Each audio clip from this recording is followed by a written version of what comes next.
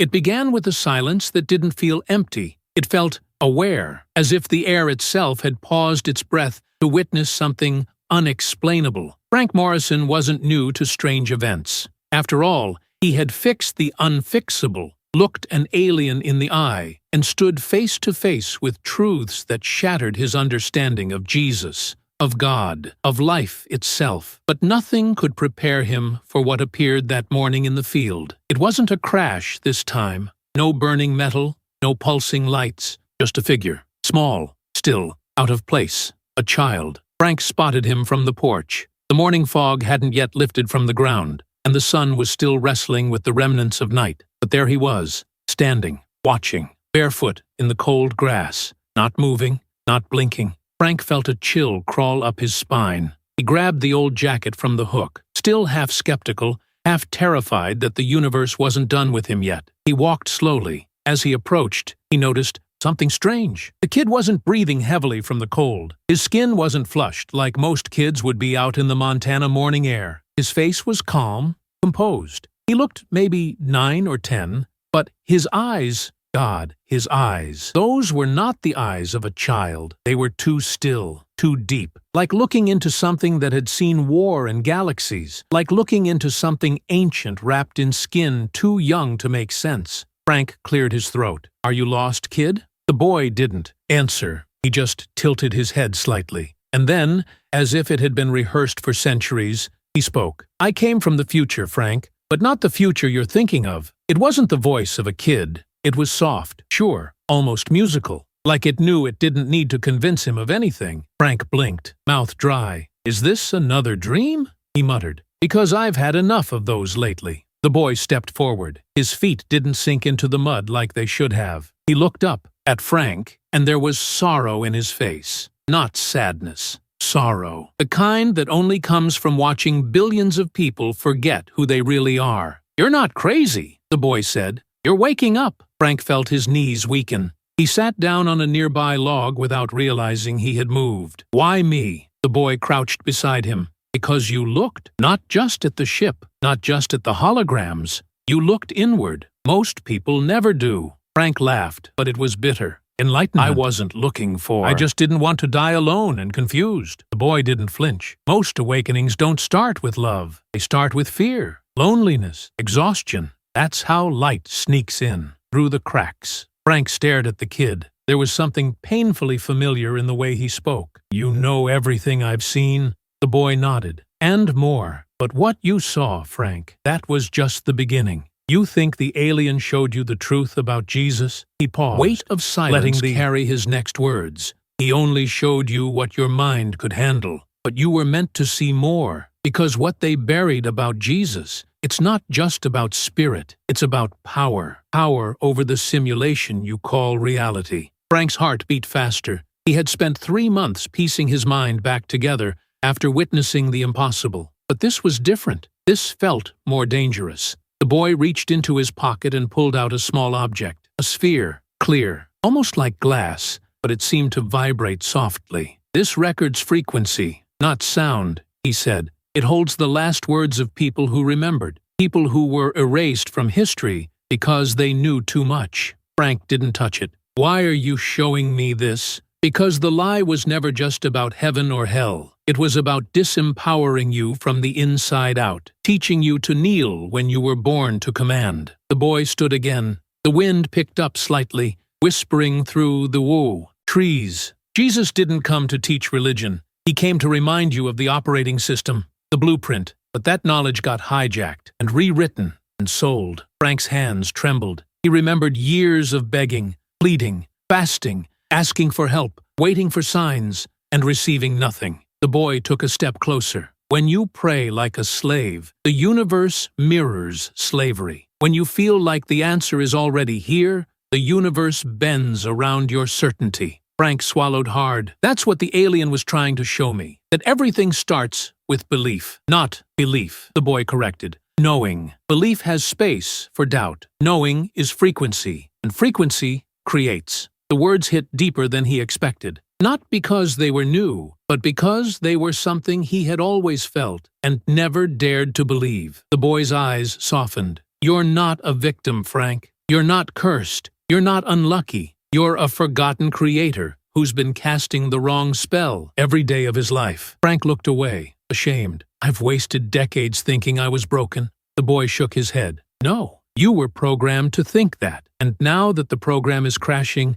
your soul is finally rebooting. The wind stopped for a second. Everything felt suspended. You're saying Jesus was trying to teach us how to hack the system? The boy smiled for the first time. He wasn't hacking it. He wrote it. Frank felt like the ground beneath him had shifted. All his prayers, all the silent nights wondering if God had gone deaf, they were all built on a foundation of lies. You're here to finish what he started, the boy said. Not with sermons, but by remembering. Frank leaned forward. His voice cracked. Remembering what? The boy pointed to his own chest. That you and the Father are not separate. That the kingdom of God was never in the clouds. It was here, in your breath, in your thought, in your word. Silence again. But this time, sacred. It was, charged. Frank took a long, shaky breath. I don't even know where to begin. The boy placed the sphere in Frank's hand. It pulsed gently. You already began. The moment you stopped asking for salvation and started asking the right question.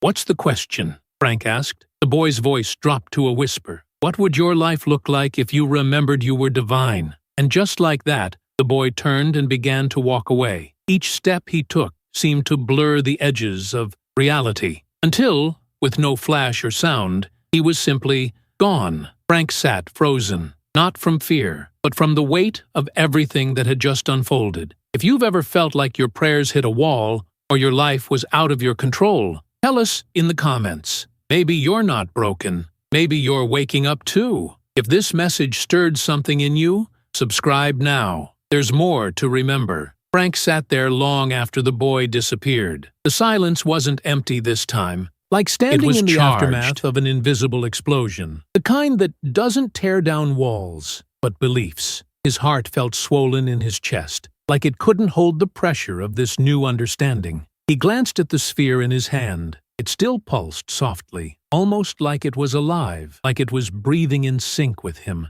He didn't know what to do with it, so he slipped it into his jacket pocket, unsure if it would vanish like the boy, or grow heavier with time. He walked back to the house, slower than usual. Each step felt like moving through a different gravity. The sun was higher now, but the light looked strange, sharper, as if something behind his eyes had been cleaned. Inside, the house looked the same, but Frank didn't. Something had shifted, quietly but permanently. He made coffee, not because he needed it, but because it was something familiar to anchor him. As he stirred the spoon in his mug, his thoughts wandered back to the boy's words. Jesus didn't come to be worshipped. He came to teach, not to create religion, but to hand humanity the key to its own software. Frank had heard that phrase before, the operating system. He remembered the alien's words in the barn, the field of consciousness, frequency, intention, manifestation. But at the time, it felt theoretical, cosmic. Now, with the memory of that child's eyes still fresh in his soul,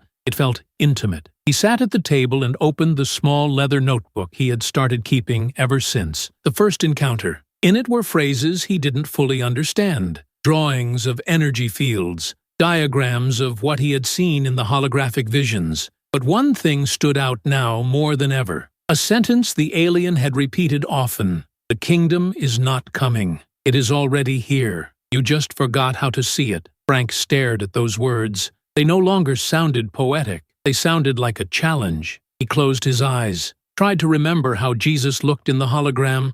Not the Sunday school version. Not the statues or stained glass windows. The real man. His eyes, his posture, his hands, his certainty. He wasn't speaking with religious authority. He was instructing, calibrating minds, almost like a scientist in the body of a teacher, a master of reality's inner code. Frank opened his eyes again. What if every parable wasn't just moral guidance, but encryption? What if each phrase, each story, was hiding the formula to rewrite your life? The alien had hinted at this. About energy fields. Knew that his words carried more than sound. They carried intention. Words were not just for communication. They were tools for creation, direct interfaces with the field. Frank remembered something else. When Jesus healed someone, he didn't say, "May you be healed." He said, "You are healed," or Your faith has made you whole, always in the present, always with authority, not hope, knowing. It reminded Frank of something he had read years ago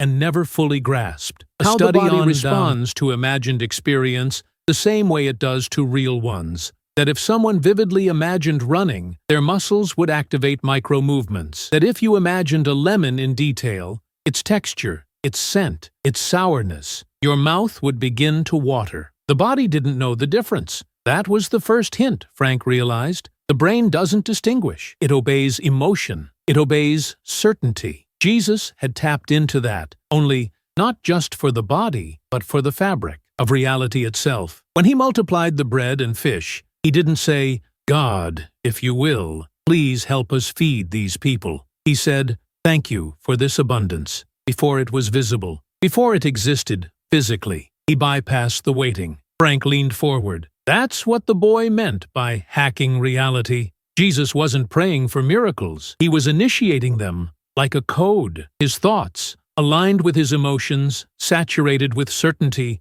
were rewriting the simulation. And the church turned that into ritual. They turned the code into a ceremony. They replaced inner alignment with external obedience, repetition instead of understanding, faith in suffering instead of awareness of power. Frank felt a tightness in his chest. He had spent 60 years kneeling, asking, begging, never once realizing he was the one holding the keyboard. He opened his notebook again and began writing. Jesus wasn't just the Son of God. He was the user manual, and it had been buried beneath gilt and gold. Frank got up and paced the kitchen, suddenly remembering every time he'd felt something strong, a gut feeling, a moment of inspiration, a vivid dream, and dismissed it as nonsense. What if that was his frequency trying to tune in? What if doubt was just static? He remembered the boy's voice. Belief has space for doubt. Knowing does not. That was the real gospel,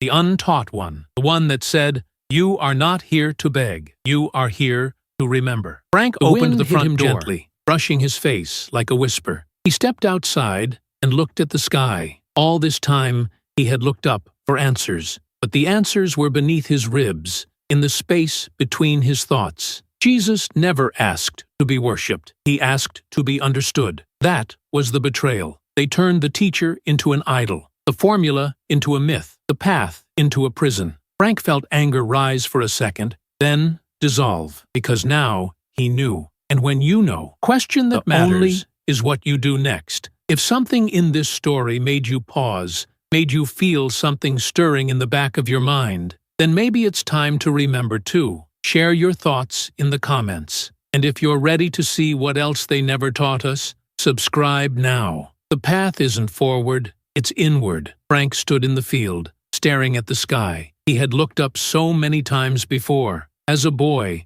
praying for his father to come home sober. As a husband, begging for his own marriage to survive. As an old man, asking for one more day of peace. The sky had always been silent, vast, beautiful, empty. He remembered the boy's words now, echoing in his head like a bell that had finally been struck. The sky, as you were taught, doesn't exist. That sentence had split something inside him, a crack that let in a light so disorienting he didn't know whether to cry or scream. Because the idea of heaven, the idea that someone was watching, listening, preparing a reward at the end of all this suffering, had been the only thing keeping him going. And now that idea was dissolving, melting like ice in warm hands. He felt his knees weaken, so he sat on the cold ground, fingers digging into the dirt. If the sky isn't what they said it was, then what was all of this for? He had imagined heaven 1,000 ways. Golden gates, white robes,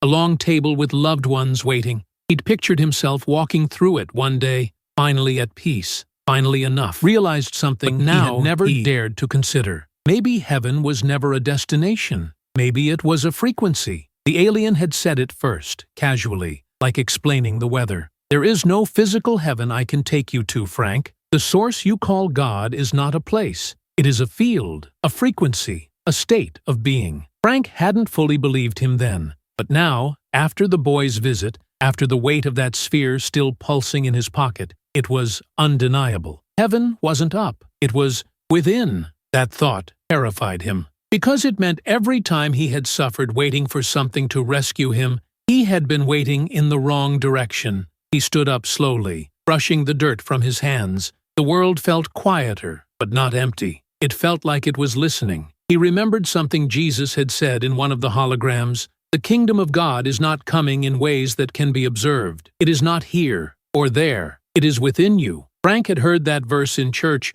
a dozen times, but it had always sounded poetic, abstract. Now it felt like a technical instruction. He walked back toward the house, heart beating slower, mind spinning faster. The lie wasn't just about God sitting on a throne in the clouds. The lie was the direction of everything. The gaze turned outward, upward, always elsewhere. He thought about how many people lived like that, looking for signs, waiting for divine permission to feel okay, searching the sky for proof that they mattered. But what if heaven was a shift in perception? What if the gates opened the moment you stopped waiting and started tuning in? He stepped inside and stood in front of the mirror, not out of vanity, but to look himself in the eye. His face had aged more in the last 3 months than in the past 3 years. Not from pain, from awakening. He saw the lines around his eyes, the silver in his hair, but he also saw something else. Presence, awareness, a spark. He touched the glass. I thought heaven was somewhere else, he whispered,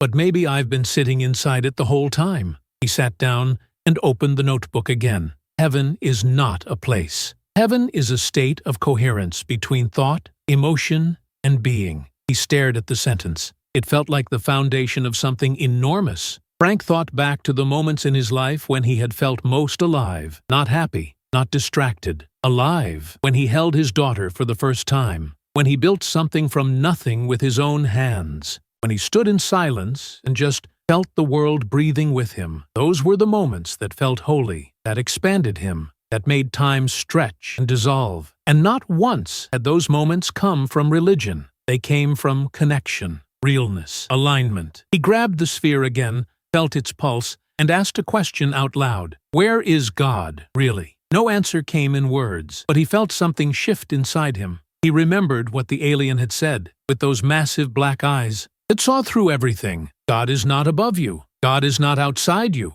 God is the substance you are made of, the intelligence behind every breath, the field that surrounds and responds. Frank let the words settle. It made sense now why the church had pointed upward, because the moment people turned inward, they would no longer need permission. They would no longer be controlled. He imagined what it would be like if kids were raised with this knowledge, not told that they were sinners by default, not trained to fear divine punishment, but taught that they were fields of frequency, conscious co-creators. What kind of world would that be? He stood again, restless, filled with a strange energy. He walked outside, hands in pockets, feeling the cool air against his skin. The breeze felt different now, not just moving around him, moving with him. There was a stillness to it, a rhythm. He looked up again, not searching this time, just witnessing. He didn't need the gates anymore. Didn't need the golden streets, because the real miracle wasn't after death. It was the ability to feel God now, in the breath, in the emotion, in the silence between thoughts. He sat in the grass again, back where the boy had first appeared, closed his eyes, and tried something new. He didn't ask. He didn't beg. He just whispered, I am here. And the world whispered back. If this made something stir in your chest, if a part of you feels like it's waking up for the first time, share it. Comments. You never know who else might need to hear your story. And if you're ready to keep unfolding this mystery together, subscribe now. This space is for the ones who remember. Frank had always believed that life was a chain of random events, loosely held together by circumstance and luck. Some people were lucky, some weren't. He'd accepted his place in that hierarchy of misfortune with a quiet bitterness. But what the boy had said, what the alien had shown, and what he was starting to feel were beginning to rewrite the very foundation of that belief. He sat on the porch again, staring at the hills beyond the field. The old barn stood in the distance like a scar, a reminder that the impossible had already visited him once,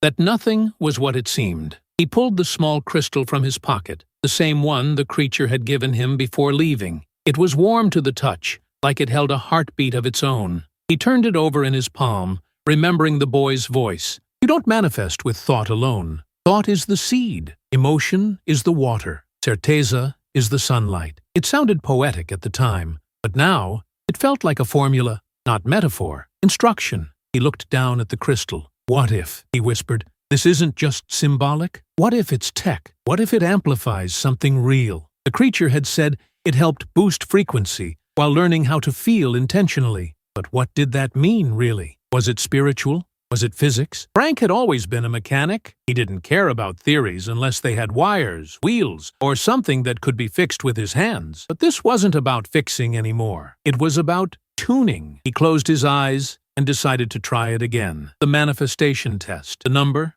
47. The first time he chose it, it was random, or maybe not. It was his ex-wife's lucky number. One she swore followed her everywhere. Back then, Frank thought it was just a harmless superstition. But now, he wondered, what if she had unknowingly been vibrating with it? What if reality had been echoing back what she believed was true? He gripped the crystal and inhaled slowly. This time, he didn't ask to see the number. He felt it. He pictured the number appearing on a receipt, on a license plate, on a billboard. But he didn't just imagine it. He imagined the feeling of seeing it, the spark of recognition, the rush of confirmation, that little voice in the back of his mind saying, there it is. His chest tightened slightly, not with anxiety, but with presence. He stayed in that state for a minute, then another, not thinking, just feeling. Then he opened his eyes. Nothing had changed. The wind was still brushing across the fields. The sky was still that pale blue shade of early morning,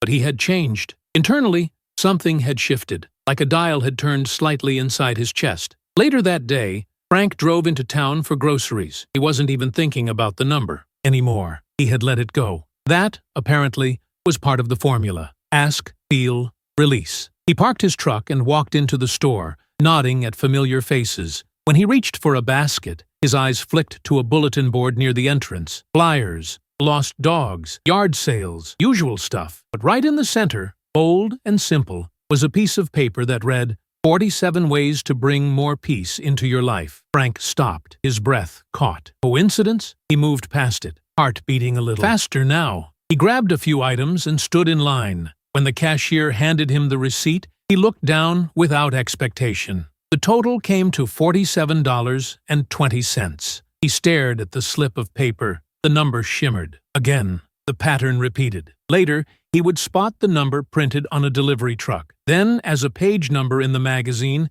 his neighbor left on his porch. Then, on a random YouTube video thumbnail while scrolling that night. All within hours. 5 appearances. All distinct. All impossible to explain away. He sat in his living room that night, the crystal on the table beside him, glowing faintly under the lamp. This was not a coincidence. This was a conversation, a response, a confirmation. The feeling was unmistakable. Frank wasn't just seeing the number. He had pulled it into his experience. His frequency had acted like a magnet, shaping the external to reflect the internal. The thought shook him, not because it was magical, but because it was mechanical, logical, predictable, like gravity. You drop something, it falls. You vibrate in a frequency, it manifests. Frank's hands were trembling slightly, not from fear, from the weight of possibility. If he could do this with a number, what else had he already been manifesting? He thought back to his darkest years, the nights he would sit in the kitchen with his head in his hands,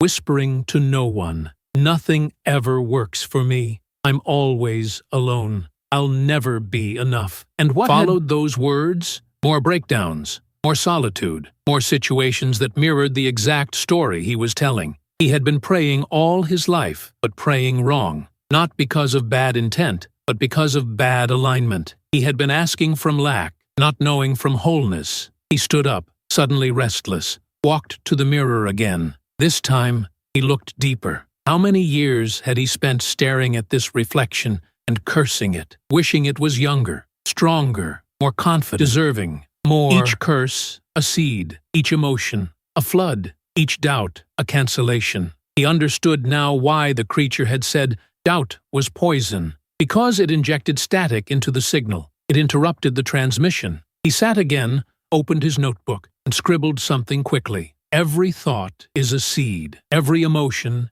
is water. Certainty is sunlight. Doubt is shade. He underlined the last sentence 3 times. He had been a gardener of despair, but now, different. He was learning to plant something. He thought of something Jesus said in one of the recorded holograms. If you have faith the size of a mustard seed, you can say to this mountain, "Move from here to there," and it will move. It wasn't metaphor, it was mechanics. The mountain didn't move because of volume. It moved because of vibrational certainty. Frank closed his eyes again. He didn't want to manifest a number this time. He wanted to manifest clarity. He pictured himself healthier, standing taller, laughing, holding someone's hand, cooking dinner for 2, smiling without guilt. It felt strange, foreign. His body didn't believe it yet, but something deep beneath the muscle did, and he held that feeling, just for a minute, just enough to taste it. When he opened his eyes, he didn't expect the world to change, but it had, subtly, because he had. If you have ever seen a repeating number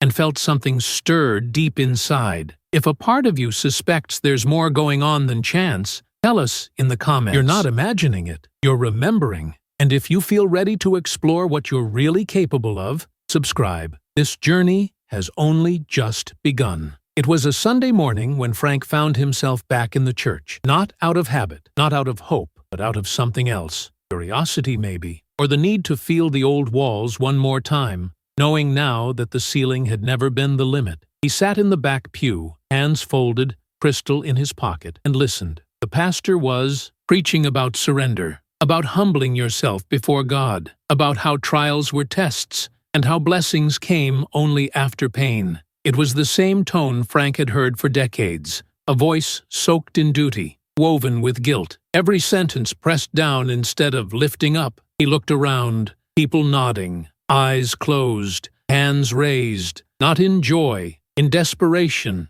That used to be him. He used to cry in those pews, silently begging for answers, forgiveness, help. He used to mistake exhaustion for spiritual connection. Used to think that feeling small was the same as being holy. He lowered his head and whispered to himself, "I didn't come here to remember how to suffer. I came to remember how to create." The pastor continued, voice rising. "When we cry out to the Lord with all our hearts, He hears us, but He answers in His time, not ours. So we wait, we suffer, we hold on." Frank felt a slow burn in his chest. Not anger, sadness. How many people had been taught to worship? How many had prayed themselves into deeper holes, thinking the silence was divine timing instead of misalignment? He stood up before the service ended, quietly walked toward the front. Something inside him was moving without asking permission. The pastor paused as Frank approached. A few heads turned. There was a moment of awkward tension, the kind that makes people hold their breath. Frank faced him. "Why do we teach people to beg?" he asked, voice low but firm. The pastor blinked, confused. "I'm sorry," Frank repeated, louder this time. "Why do we teach people to beg when Jesus thanked before he received?" The room fell silent. Frank turned to face the small congregation. "All my life, I asked God to help me, fix me, save me. And I waited. I waited through heartbreak, illness, loss, thinking that silence meant I wasn't worthy yet. But what if the silence wasn't God ignoring me? What if it was just the sound of my own doubt?" Murmurs rippled through the room. The pastor looked uncomfortable. "Son, we must remain humble before the Lord. We must understand that His will is greater than ours." Frank shook his head gently. Jesus didn't kneel and beg. He looked at the impossible and gave thanks as if it had already happened. That's not submission. That's certainty. Someone in the crowd whispered, "Amen," but it sounded different, not like routine, like resonance. Frank's voice softened. "I'm not here to disrespect faith. I'm here to question the version we were, the one that teaches us to beg like orphans when we were born, with divine inheritance." He walked out without waiting for permission or applause. The sunlight hit his face like a gentle slap. He breathed in deeply, chest expanding with something he hadn't felt in a long time. Freedom. Back home, Frank sat with his notebook again. The pages were filling faster now, as if the more he wrote, the more his memory returned. He scribbled down a new sentence. "The moment you pray as if it's yours, reality begins to fold around that frequency." He remembered the moment he had watched Jesus in the holographic vision, standing in front of the crowd, holding up the bread and fish. There was no fear, no hesitation, just gratitude. Thank you, Father, that you always hear me. That was the line, not please, not if it is your will, just thank you. Frank had studied that verse many times, but he had missed its real meaning. It wasn't about politeness, it was about accessing the field of creation with a frequency of completion. When you say thank you before the miracle, you're telling reality that it already exists. Gratitude is the language of those who remember. Frank looked around his kitchen. Same chipped counters, same old clock ticking on the wall, but it felt new. Or maybe he was seeing it through different eyes. He wanted to test it again. Not with numbers this time, but with something deeper. He closed his eyes and pictured peace. Not abstract peace, real peace. Saw himself waking up in the morning with ease, making coffee slowly, humming. He saw himself smiling while reading, not needing to escape anything, just being present. And he whispered, "Thank you for this peace." Not a question, a statement. His body responded immediately. His chest loosened. His breath deepened. No fireworks, no music, just alignment. That's when he realized the problem with most prayer. It was coded in absence. People asked for healing because they felt sick. They asked love because they felt alone. They asked for money because they felt poor. But by praying from the feeling of lack, they were reinforcing the very reality they wanted to escape. He flipped to a new page in his notebook and wrote, "The field responds to frequency, not words. Begging vibrates lack. Gratitude vibrates arrival." He put the pen down and laughed softly. Not because it was funny, but because it was simple. So simple it had been hidden in plain sight. He thought about the thousands of prayers he had whispered over the years. How many had been coated in doubt? How many had been rituals of fear disguised as devotion? He didn't blame himself anymore. He didn't blame the church. He just understood now. They had inherited a broken transmission, and broken people had passed it down,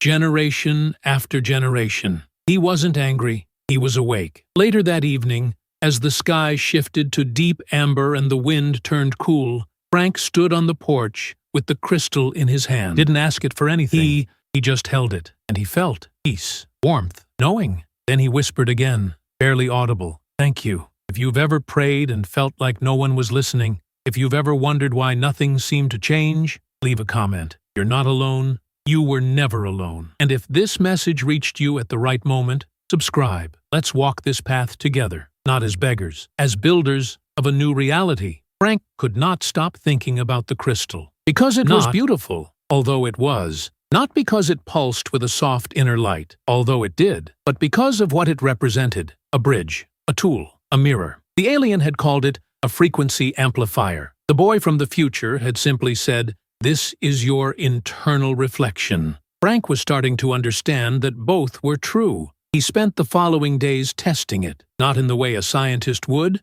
but the way a child might test the wind, with intuition, with quiet attention. He placed it in different rooms, left it under his pillow at night, held it during meditation. He noticed small shifts. The atmosphere would feel slightly warmer when it was near. Ideas came quicker. Random moments of clarity appeared out of nowhere, like puzzle pieces dropping into place from an unseen hand. One morning, before the sun had fully risen, Frank took the crystal outside and placed it in the grass. He sat cross-legged beside it, the dew soaking through his jeans, and closed his eyes. He focused on his breath, in and out, in and out. Then he did what the boy had shown him. He didn't ask for anything. He simply chose a new emotional frequency and stepped into it like slipping into a warm bath. He chose gratitude, but not for something specific, not even for something real. He just felt thankful for the grass, the air, the miracle of breath, the quiet. He sat in that feeling for several minutes. No words, no expectations. When he finally opened his eyes, different. The crystal. It wasn't glowing, it wasn't levitating,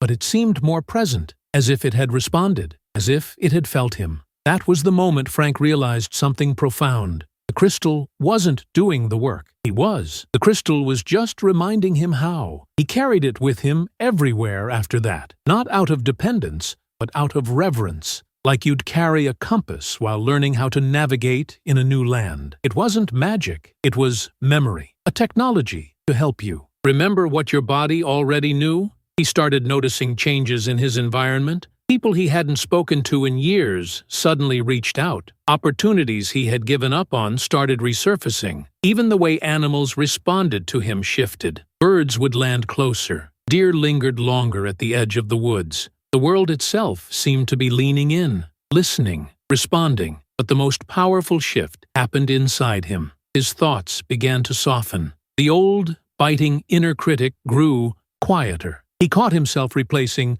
"I'm too late" with "I'm right on time." He stopped rehearsing worst-case scenarios. Instead, he started imagining alignment, solutions, peace. One afternoon, as he sat on the porch holding the crystal, he remembered a conversation with the alien. "Do you know why humans struggle to manifest?" Frank had shaken his head. "Because they think too much and feel too little. Manifestation is not a mental exercise. It is a frequency lock. The mind tells the story, but emotion is what codes it into the field." Frank understood now. The crystal had not been given to him to wish. It had been given to help him feel deeply. That was the secret hidden beneath every ritual. Feel it real, not pretend, not force. Feel. He started using the crystal in a specific way. Every morning, after waking up, he would sit with it in his palm and choose one frequency for the day. Sometimes it was joy, sometimes clarity, sometimes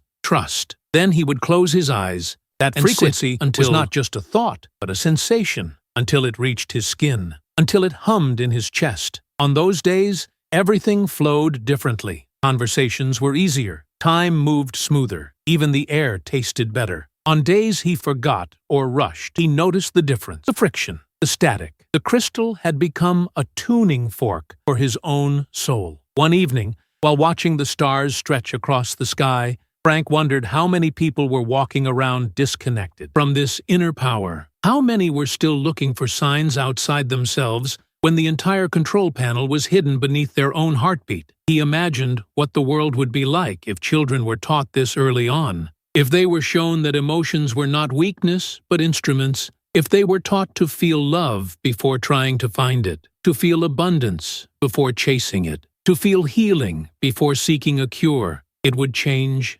everything. He looked down at the crystal again and whispered, "How did we forget?" And somewhere deep within, the answer came. Because remembering makes you sovereign, and sovereign people cannot be controlled. Frank felt that truth settle in his bones. He wasn't becoming someone new. He was returning to who he had always been, before the noise, before the fear, before the programming. He wrote in his notebook that night, "The crystal does not heal you. It reveals you." He circled the sentence twice. It wasn't just about having a tool. It was remembering how to use your own energy as the command center of your life. He didn't need a church for that. He didn't need a priest. He didn't even need the crystal. Because now, the frequency lived inside him, and that changed everything. If you've ever felt like something was trying to wake up inside you, if a part of you has always known there was more, share your story in the comments. Let's build this memory back together. And if this reflection stirred something in your spirit, subscribe. We're not chasing miracles.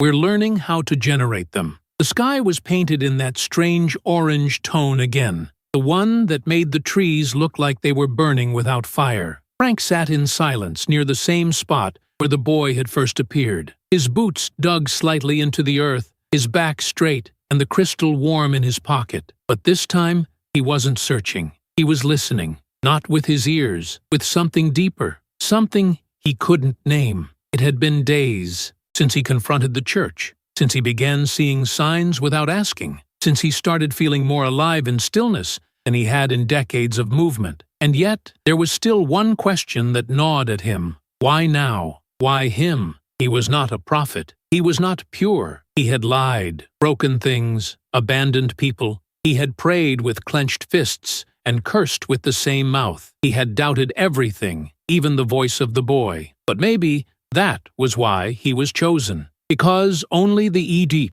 broken know how to rebuild without arrogance. He remembered a phrase the alien had whispered the night it left, a phrase that made no sense to him then, but that now echoed louder than ever. The veil is not in the sky. It's in your language. Frank didn't understand what that meant until recently. when he started noticing something unusual in his own speech. The phrases he'd repeated his whole life were not just complaints. They were contracts. I can't afford that. Nothing good lasts. People always leave. That's just my luck. He had spoken them casually, thoughtlessly, like background noise. But what if those sentences were not harmless? What if they were codes? He opened his notebook again, flipping back through pages filled with scribbles, symbols, fragments of understanding. What if words are not descriptions of reality, but instructions? He paused, remembering the boy's eyes, that strange clarity that seemed to cut through all illusion. Jesus spoke in commands, not wishes. Heal. Be. Stand up and walk. Your faith has made you whole. Never, I hope, never maybe. Only certainty, wrapped in words. Frank started to realize something terrifying and beautiful. Language is technology. He thought of Genesis, the very first creation story, and God said, "Let there be light," and there was light. Not God made light with his hands, not God wished for light, he spoke it. Words were the ignition. Frank stood slowly, feeling the wind shift across the field. Now, he could feel it, that subtle pressure between thought and sound, that moment when a feeling becomes vibration, when a vibration becomes language, and when that language becomes law. He remembered how often he had said, "I'm tired," how often he had declared, "I'm unlucky," how many times he had sealed his future inside words that were never questioned. He looked up at the sky, eyes stinging. All this time, he had been writing spells without knowing he was a magician. He wiped his face and smiled bitterly. Was the veil, not some spiritual curtain between heaven and earth, but the unconscious habit of speaking death while praying for life. He walked back toward the house, repeating something softly to himself. I am ready now. I speak as a creator, not a victim. I name things the way I want them to grow. As he passed the garden near the fence, he noticed something strange. A patch of flowers had bloomed, where there had been only dry earth days ago. He knelt down, ran his fingers through the petals. He had sat here 3 mornings ago, holding the crystal, speaking peace into his day, thanking the earth, not for the flowers, just for being. And yet, here they were. Maybe it was coincidence. Maybe the seeds had been buried all along. Or maybe they bloomed because someone finally spoke to them. He stood again, filled with something between joy and ache. How many lives had been starved because no one ever named them with love? How many children had grown up under curses disguised as concern? You're just like your father. You'll never be good enough. You're too sensitive. Frank knew those words intimately. He had swallowed them like medicine, not realizing they were poison. He had also passed them on. He thought of his daughter, the last conversation they had before she left, how he had said things he thought were true, harsh but protective, trying to toughen her. But now he saw them for what they were, spells. Spells that built walls around her spirit. He went inside, kitchen table, sat at and wrote a letter, not one to send, one to say. He read it out loud with tears running down his cheeks, not because it was painful, but because it was honest. I see you now. You are not difficult. You are deep. You are not broken. You are blooming. And I'm sorry for the words I used that made you doubt that. After he finished, the air in the room changed, like it was listening. He didn't need to know where she was. He just knew the words had moved, because they always do. He looked at the mirror again, but this time he didn't examine the wrinkles or the weight of his age. He looked at the words floating silently inside his own mind, and he said, "You're not too late. You're just now remembering." That night, he dreamed of a great book, not one written in ink, but in light. Each page glowed with phrases spoken from the heart of someone fully awake. He saw his own name on one of the pages, next to a sentence he hadn't said yet. I forgive myself for everything I didn't. No, when he woke up, he didn't need a sign. He was the sign. If something inside you lit up as you heard this, if you feel called to speak differently to yourself starting today, share your voice in the comments. You never know who needs to hear you. And if this reflection feels like home, subscribe now. You don't need to understand everything yet. You just need to remember differently. Frank had always believed that time was a straight line. One day followed the next. You lived, you aged, you died. Maybe you were lucky. You left behind something good. But now, Everything he thought he understood about time was falling apart. Not like a bomb, but like a quiet, unraveling thread. Gentle, relentless. It started when he dreamed of the boy again. This time, it wasn't a dream. Or at least, not only a dream. He was standing in the middle of the field. The sky was darker than he had ever seen it. Not stormy, just endless. The stars were moving, like dancers in a silent choreography. The boy appeared beside him, barefoot, calm, as if time didn't touch him. His eyes were glowing faintly, not with light, but with something deeper. Memory. You still think time is a river, the boy said, turning toward Frank. But time is a spiral, and you are standing on one point, thinking it is the only one that exists. Frank opened his mouth to speak, but nothing came out. The boy walked forward, placing his hand over Frank's chest. The past is not behind you. The future is not ahead. It's vibrating around you, waiting for permission. And then he vanished. Frank woke up gasping, not from fear, from recognition. That morning, he couldn't eat. He couldn't speak. He just sat on the porch, watching the sunlight pour across the earth like it had always done, and yet seeing it for the first time. He remembered something the alien had said during their first meeting. Your species is obsessed with the passage of time, but you misunderstand it. Time does not pass. It accumulates. Frank had dismissed that then, thought it was poetic nonsense, but now it made sense. Time was not moving like a river. It was stacking, like invisible sheets layered on top of each other. Past, present, future, all vibrating at different frequencies, all accessible if you knew how to tune. That would explain the visions. That would explain why the boy could appear both as a child and as something older than time. That would explain the strange feeling Frank had started having, that he was remembering things that hadn't happened yet. He started noticing more of these strange overlaps. He would think of someone,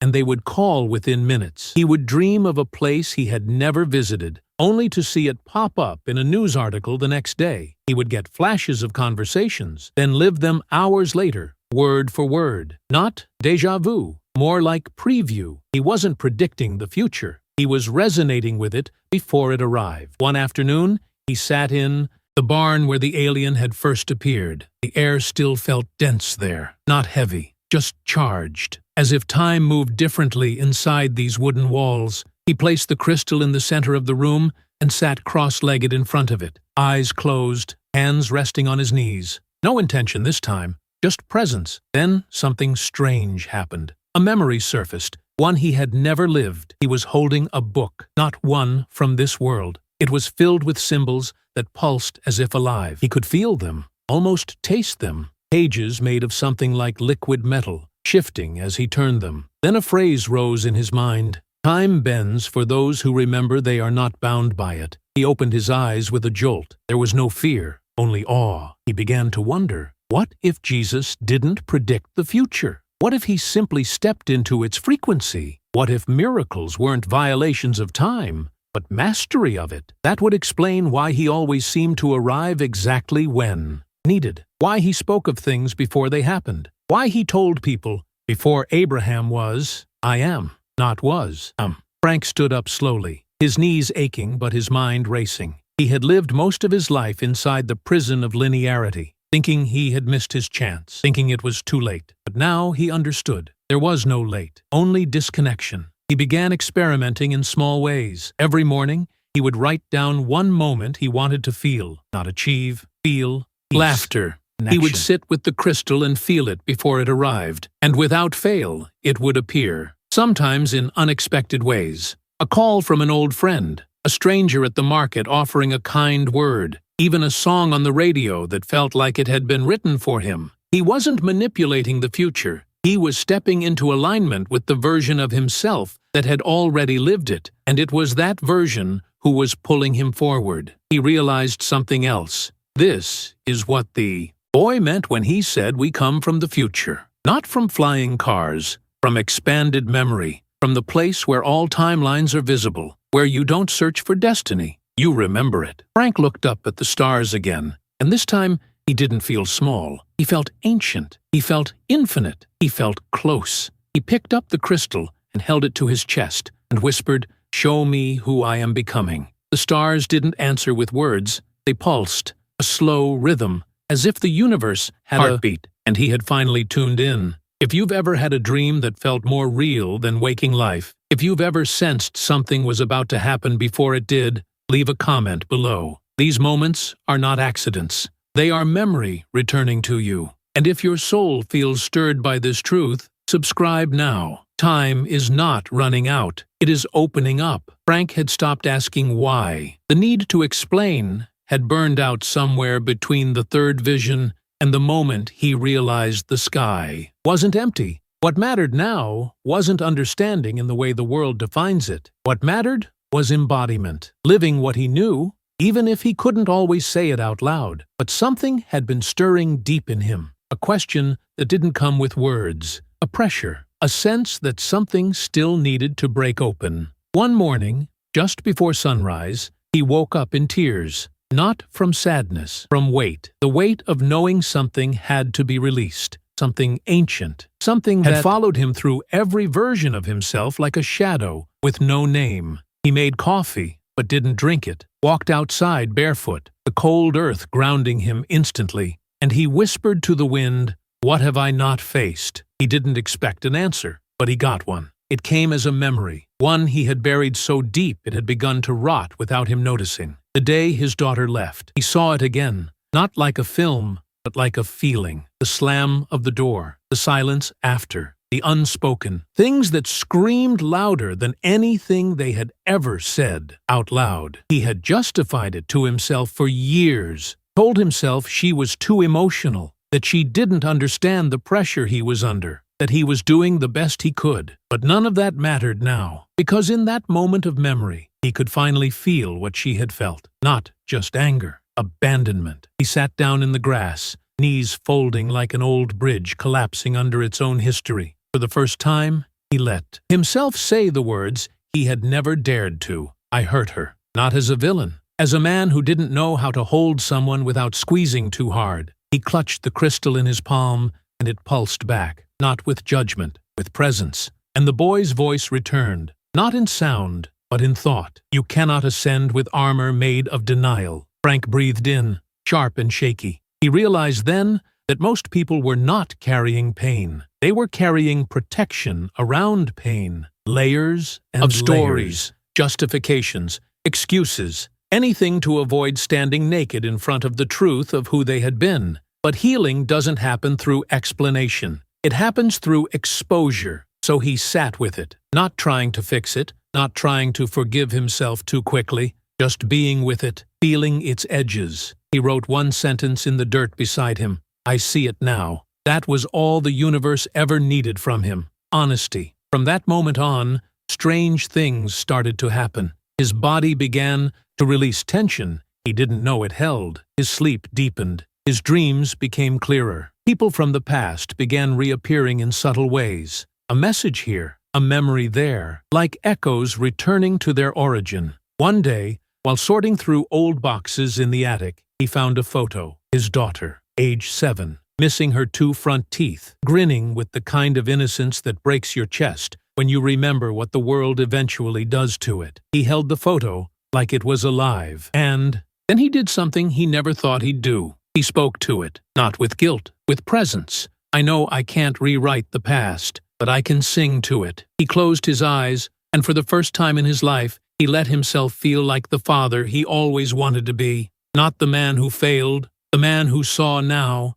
And in that frequency, something shifted. He understood now why the alien had told him the past could be healed in the present. Because time is a spiral. Because energy doesn't expire just because years have passed. Because when you feel something new, you send a wave backward. And sometimes, the child you abandoned receives that wave in her own dreams and doesn't even know why she woke up feeling lighter. This was the work. Not preaching, not fixing, feeling. Fully. The crystal pulsed again in his pocket, almost like a heartbeat. He smiled. Then something unexpected happened. He opened the mailbox a week later and found a letter. No name, no return address, just a card inside. Pressed flower. And one sentence. I felt you. His hands trembled. He didn't need to know for sure who sent it. He already did. The field had carried his apology to the right dimension, to the right version of her, Maybe not the one who would knock on his door tomorrow, but the one who had always waited to be seen.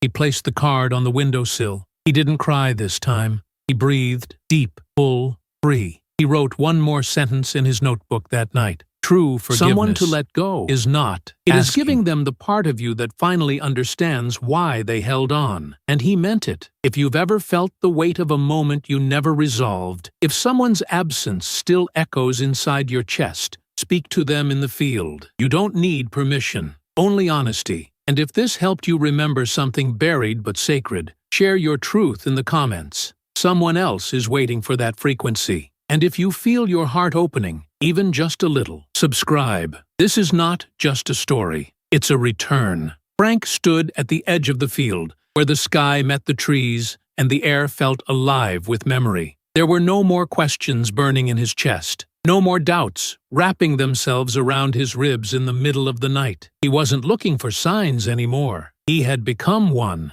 It had taken him a lifetime to reach this place. And yet, looking back, every step, even the ones that felt like collapse, had been part of the path home. Touched the crystal hanging from the cord around his neck. It no longer felt like a foreign object. It was part of him now, not because it held power, but because it had reminded him he did. Everything had changed, and yet nothing had changed at all. The house still creaked when the wind blew. The coffee still tasted slightly burnt when he wasn't careful. The world kept spinning, unaware that one man had remembered who he truly was. But something invisible had shifted. He no longer lived in fear of what might go wrong. He lived in the frequency of what was already unfolding. There was a softness to him now, one that had not existed before. The kind of softness that comes from having walked through fire and found water on the other side. The kind that no longer needs to prove anything,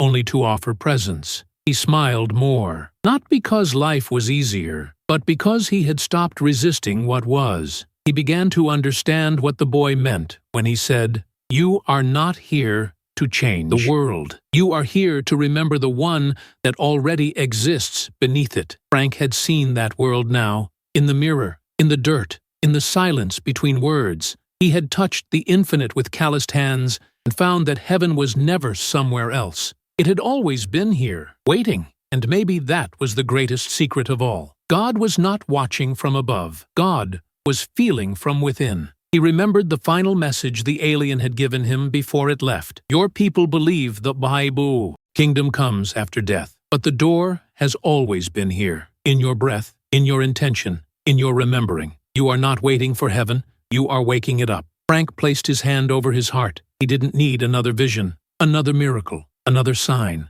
He had everything he needed. He was finally whole. Not because he had fixed himself, but because he had stopped running from the pieces. Wholeness was never perfection. It was presence, and presence was divinity in disguise. Stood there a little longer, breathing in the golden hour, feeling the earth pulse beneath his feet. "Thank you," he whispered, to the boy, to the stars, to the pain that cracked him open, to the silence that made space for the truth, to the viewers, the witnesses, the souls who would hear this story and feel their own begin to stir. If you've come this far, you know this wasn't just a story. It was a reflection of something you've always known, something that cannot be taught, only remembered. So breathe and trust that whatever brought you here is not done with you yet. There is more to uncover, more to feel, more to become. And the next chapter is already humming just beneath your skin. Thank you for listening. Thank you for feeling. If this story opened a door in you, if something deep in your chest whispered yes while the world screamed no, then stay with us. Subscribe, not out of habit, but as a signal to your soul that you are ready for more. And now, as the screen doorway will appear, another video, another truth, not for your mind, for your memory. Click it when your heart says so. We'll be waiting there, with open eyes and light in our hands.